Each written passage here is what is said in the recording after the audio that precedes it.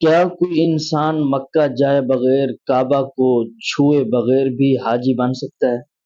جی ہاں، اللہ کے ہاں امیروں کی کروڑوں روپے کے صدقے سے زیادہ ایک غریب کے دل کی تڑپ کی قیمت ہوتی ہے۔ آج کا یہ سچا واقعہ آپ کے رونگٹے کھڑے کر دے گا کہ عبادت صرف سجدوں کا نام نہیں بلکہ مخلوق خدا سے محبت کا نام ہے۔ آئے بڑھتے ہیں واقعے کی طرف۔ یہ واقعہ ہے بغداد کے غریب موچی کا جس کا نام علی بن الموقف تھا۔ وہ دن بھر لوگوں کے جوتے سیتا اور چند پیسے ملتے ان سے گھر چلاتا۔ اس کی زندگی کی ایک ہی حسرت تھی، کعبہ شریف کی زیارت۔ وہ ہر سال حاجیوں کو جاتے دیکھتا تو رو پڑتا۔ اس نے نیت کی کہ وہ پیسے جوڑے گا۔ پورے 30 سال تک وہ ایک ایک پیسہ جوڑتا رہا، یہاں تک کہ اس کے پاس حج کے لائق رقم جمع ہو گئی۔ وہ خوشی سے جھوم اٹھا اور مکہ جانے کی تیاری کرنے لگا۔ روانگی سے چند دن پہلے اس کی بیوی نے کہا، ہمارے پڑوسی کے گھر سے گوشت کی خوشبو آ رہی ہے، ذرا جا کر تھوڑا سا سالن مانگ لائیں، بچے بھوکے ہیں۔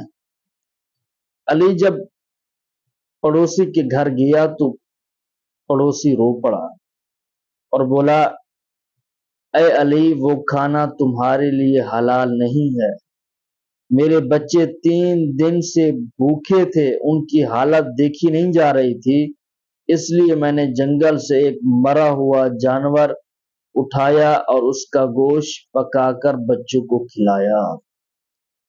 وہ مجبوری کا کھانا ہے، میں تمہیں کیسے دوں؟ اللہ اکبر! موچی رو رہا ہے۔ پڑوسی کی بات سن کر علی کے دل پر جیسے بجلی گر گئی۔ اس نے سوچا، افسوس مجھ پر، میرا پڑوسی بھوک سے مر رہا ہے اور میں حج کرنے مکہ جا رہا ہوں۔ وہ دوڑتا ہوا گھر گیا۔ اس نے 30 سال کی جمع پونجی اٹھائی اور اس غریب پڑوسی کے ہاتھ پر رکھ دی اور بولا، بھائی، اس سے اپنے بچوں کے لیے اچھا کھانا لاؤ اور کاروبار شروع کرو، میرا حج یہی ہے۔ رات کا وقت، مکہ مکرمہ، کعبہ شریف۔ اسی سال جب مکہ میں لاکھوں حاجی حج ادا کر رہے تھے تو بغداد کا وہ غریب موچی گھر بیٹھا رو رہا تھا۔ لیکن اسی رات مکہ میں ایک اللہ کے ولی نے خواب دیکھا کہ کعبہ کے صحن میں 2 فرشتے آسمان سے اترتے ہیں۔ ایک فرشتے نے پوچھا، اس سال کتنے حاجیوں کا حج قبول ہوا ہے؟ دوسرے نے اداسی سے کہا، کسی ایک کا بھی نہیں۔ ولی خواب میں کانپ اٹھے۔ تب فرشتے نے کہا، لیکن سنو، بغداد میں ایک موچی ہے، علی بن الموقف، وہ حج پر نہیں آ سکا، لیکن اللہ نے اس کی قربانی کو ایسا قبول کیا ہے کہ اس کے صدقے مکے میں موجود تمام حاجیوں کا حج قبول کر لیا گیا۔ اللہ اکبر! سبحان اللہ! جب وہ ولی بیدار ہوئے تو بغداد پہنچے اور علی بن الموقف کو ڈھونڈ کر کہا، اے علی، تمہیں مبارک ہو، تم مکہ نہیں گئے لیکن کعبہ کے مالک نے تمہارے گھر بیٹھے ہی تمہارا حج قبول کر لیا ہے۔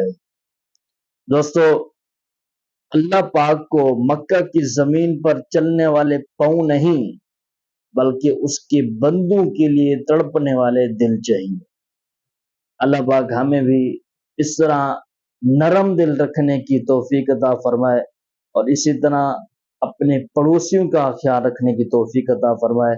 آمین بجاہ نبی الامین صلی اللہ تعالی علیہ وسلم۔ دوستو، اگر یہ ویڈیو اچھی لگی ہو تو اس کو لائک، شیئر اور محمد یامین آفیشیل کو سبسکرائب کرنا نہ بھولیے۔ جزاک اللہ خیرہ۔